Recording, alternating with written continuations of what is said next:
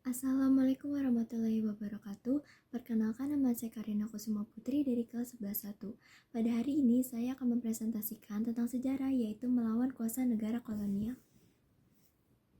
Untuk latar belakangnya, kolonialisme atau penjajahan adalah suatu sistem di mana suatu negara menguasai rakyat dan sumber daya negara lain, tetapi masih tetap berhubungan dengan negara asal.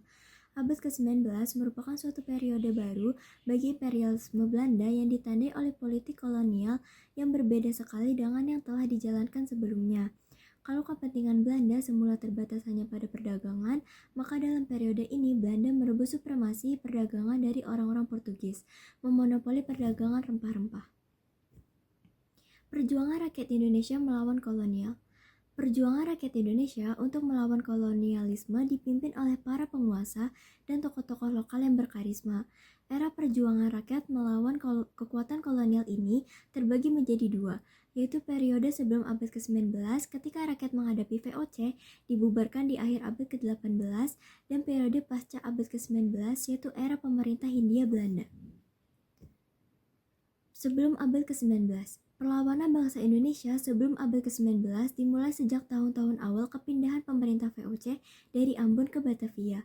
Hubungan VOC dengan Kesultanan Mataram yang awalnya baik menjadi tidak harmonis.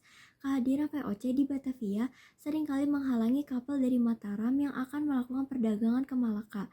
Hal itulah yang menjadi dorongan kuat awal mulanya perlawanan bangsa Indonesia untuk mengusir VOC dari tanah Jawa. Kesultanan Mataram. Kesultanan Mataram dan VOC pernah saling mengirim utusan untuk melakukan diplomasi. Awalnya hubungan keduanya baik, namun seiring berjalannya waktu, hubungan di antara keduanya mulai merenggang dan dipenuhi konflik. Sultan Ageng kala itu mengharap bantuan militer untuk menyerang Surabaya. Namun harapan itu tidak dikabulkan oleh VOC. Penyerangan Kesultanan Mataram ke Batavia dimulai pada 1628 terus mengalami kegagalan. Gudang perbekalan yang disasar VOC, persediaan persenjataan yang tidak memadai, hingga wabah penyakit seolah menghambat upaya Mataram untuk menyerang VOC. Kesultanan Banten didorong oleh penguasaan VOC terhadap Batavia sehingga timbul persaingan untuk menjadi bandar dagang internasional di kawasan Selat Sunda. Selain itu, VOC terlihat berupaya menggoyahkan kekuasaan dan pengaruh politik Kesultanan Banten. Banten di bawah pimpinan Sultan Ageng Tirtayasa lalu melawan dan bekerja sama dengan Inggris untuk menyerang VOC. Di sisi lain, kekuasaan Kesultanan Banten diserahkan ke Sultan Haji. VOC kembali memanfaatkan momentum ini untuk melakukan politik adu domba yang akhirnya bisa melumpuhkan Kesultanan Banten dan menjadikan VOC jadi fungsi dagang penguasa di pesisir Jawa. Kesultanan Gorontalo. Di bagian timur Nusantara, perlawanan penjajah juga dilakukan oleh Kesultanan Gorontalo di bawah kepemimpinan Sultan Hasanuddin. Pelucutan dan perampasan armada VOC di Maluku menjadi awal pecahnya Perang Makassar di 1669. Perlawanan Kesultanan Gorontalo pada VOC diakhiri dengan Perjanjian Bongaya.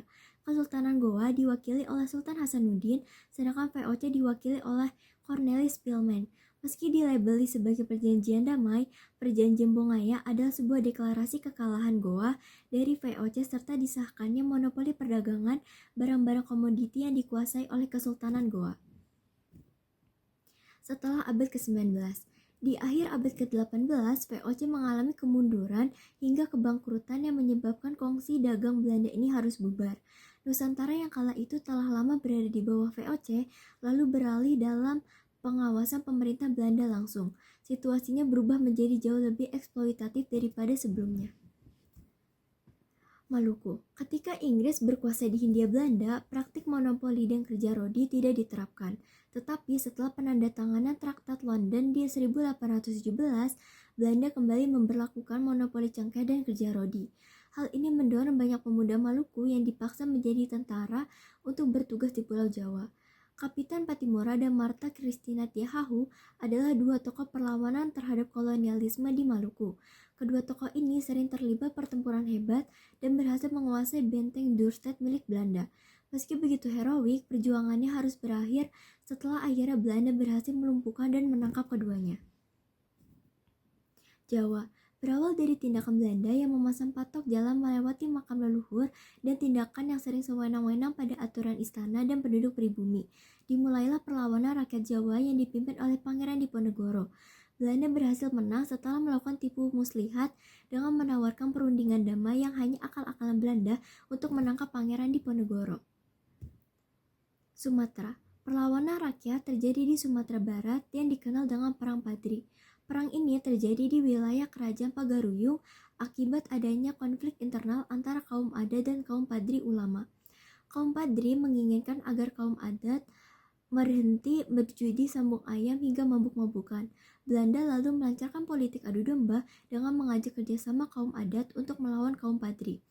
Pada akhirnya, Tuanku Imam Bonjol berhasil merangkul kaum adat untuk melihat bahwa Belanda berusaha memecah belahkan rakyat.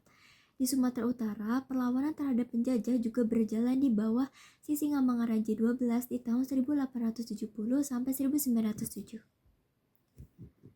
Bali. Rakyat Bali juga melakukan perlawanan ketika Belanda memprotes hak tawan karang, salah satu kebijakan kerajaan Bali.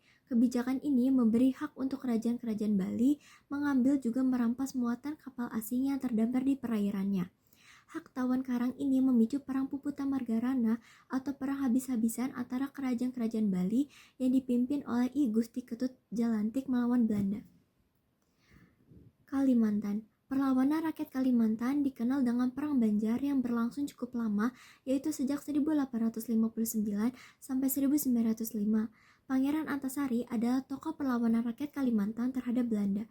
Pasukan Pangeran Antasari berhasil menyerang pos-pos pertahanan Belanda dan benteng Belanda di Tabanio. Tidak hanya itu, pasukan Pangeran